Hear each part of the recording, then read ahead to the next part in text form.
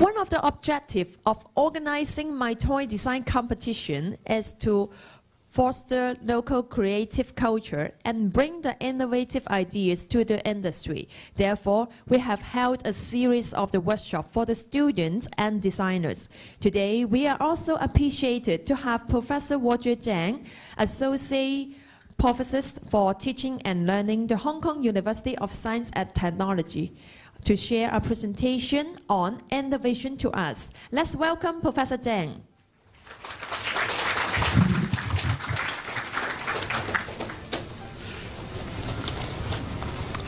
Good afternoon, Mrs. G, Mr. Lau, and Mr. Tong, distinguished guests, ladies and gentlemen. It's really my privilege to have a chance to actually speak to you this afternoon. On behalf of HKUST, Hong Kong University of Science and Technology, I would like to thank you all for helping in creating this remarkable competition. Thank you for helping in organizing this competition, serving as judges, participating as member in the team, or just coming to today's event. This competition will not be the same without your active participations. You have helped to make this more meaningful to all the students and also creators, innovators, participants involved today. I would like to thank all of you. HKUST started this competition, My Toy competition, about 2 years ago. And there are a couple reasons why we started this. We believe in innovation. Innovation is the key to science, technology, and business. Innovation has been the key ingredients for the success of HKUST. This competition is just one among many activities we have at HKUST, exemplifying our beliefs and way of thinking. You may have heard about a company called DJI. This is a company that makes flying robots or drones, taking breathtaking, high-quality videos. If you go on YouTube today and key in the keywords of HKUST and video, then you will find a video of HKUST campus taken by this DJI drone on the top of the list. In fact, it is actually ranked even higher than the HKUST corporate video. DJI drone also received worldwide news coverage in January this year. Maybe you have heard it in the news, when one of those drones landed on the lawn of the White House in Washington, D.C. That drone is a creation of our former student, an undergraduate and then a postgraduate student. Name is Frank Wang. The innovation and creativity involved in avoiding the video images from shaking, especially when the propeller of the drone was actually rotating very fast, are just among many challenges such a toy, such a product need to overcome. This is also part of the reason why DJI was ranked proudly on the 3rd place after Google and Tesla in the world's top 10 most innovative companies of 2015 in consumer electronics by Fast Company magazine recently. I think Frank Wang has made not just HKUST proud, but also has made Hong Kong proud. Again, innovation and creativity are key ingredients of HKUST, and that's one of the reasons why HKUST helped launch this My Toy competition. The second purpose is that we see it at our mission, HKUST, to equip our next generation with innovation mindset and competence. To achieve this, we need help from various parties, including all the industrial representatives here.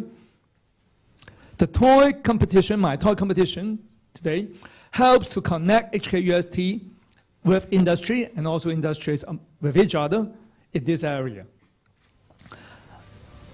Many innovative products started as a toy for children or sometimes as a toy for adults, for hobbyists, but eventually proved to be a disruptive innovation that eventually goes mainstream. Never ever underestimate the power of toys, especially in the hands of passionate users. Also, toy is an area with vast amount of space or room for creativity and innovation, and where imaginations really have no boundary. I trust that this My Toy competition can become a catalyst for many innovators and many innovations to thrive in this industry. Today, I need to talk a little bit about innovation. One of the questions that people ask a lot is, can innovation be taught? A question or challenge posed by many people traditionally. But I can say that today, it is really a debate with already a foregone conclusion. While everyone may be born with different levels of creativity, innovation is something that can certainly be taught, and the creative thinking process can be learned. With that, we can unleash and unlock the innate creativity that we are born with. There's a book named Innovator's DNA by Dyers, Christensen, and Christensen. Perhaps some of you recognize the name of the last author, who is the renowned professor from Harvard Business School, pioneered the concept of disruptive innovation. That book listed 4 behavioral skills and 1 cognitive skill needed for innovation. The 4 behavioral skills are questioning, observing, networking, and experimenting. And the 1 cognitive skills is associational thinking. Probably the first 4 are quite clear that is needed. And the last, which is the cognitive skill in associational thinking, sometimes is also known as connecting the dots, which has been sort of illustrated so vividly by Steve Jobs in his Stanford commencement speech back in 2005. If you have not watched that video, you can again go to the YouTube and take a look at that speech. It's pointing out the importance of connecting the dots, which is one of these very important skills articulated in this book. Genetics does have a place in creativity.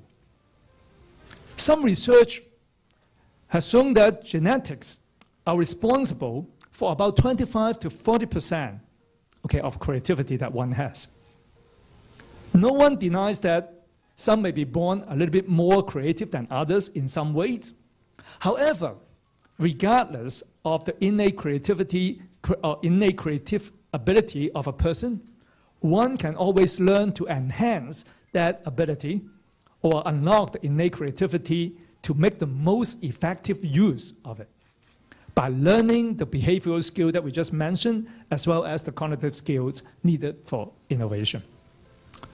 Another very important aspect in cultivating innovation is in our next generation is the structural approach to innovation.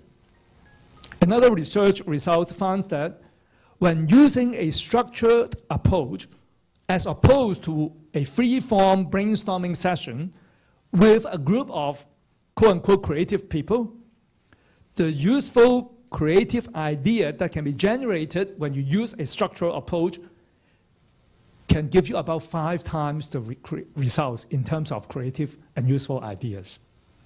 Remarkable, huh? Teamwork and collaboration when structured increase the effectiveness and efficiency of innovation. We are not trying to groom heroes or stars, let alone geniuses. But we are here to educate a generation of innovative team players with skill set needed to innovate so that it can actually better our society and deal with challenges and problems that the world faces in the future. In short, innovation can be taught and learned, and HKUST is committed to nurture it in our students.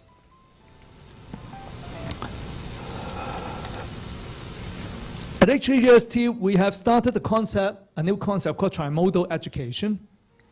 We have a modern, flexible, rigorous 4-year curriculum for the majors, for all students, like every other university, and also riding on the extensive research activities that we have, an excellent faculty member, we provide a lot of opportunity for our students to do research-oriented studies while they were in the undergraduate studies. But the third, and probably the most recent effort relevant to today's topic in the trimodal education is to work with students who are more intrinsically motivated to create hands-on, project-based, and genuinely interdisciplinary course for them. This effort aimed to provide a structured learning environment conducive to innovation and entrepreneurship. We will be expanding on that effort, and I'm looking forward to working with industries on this endeavor.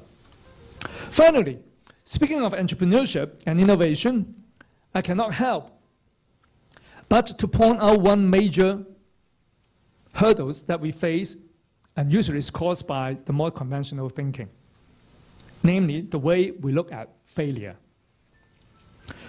The perception and the way we view failure is critical in fostering innovation.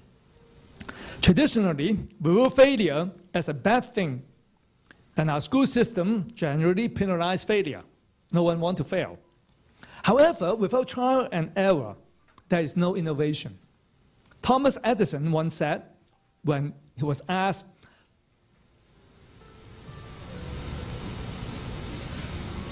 "I have not failed. I've just found 10,000 ways that doesn't work." Okay, when he actually failed to make the light bulb work. It is not failure, but how we learn from failure that really matters. Tony Wagner, the author of another book entitled Creating Innovators, The Making of Young People Who Will Change the World, what a title.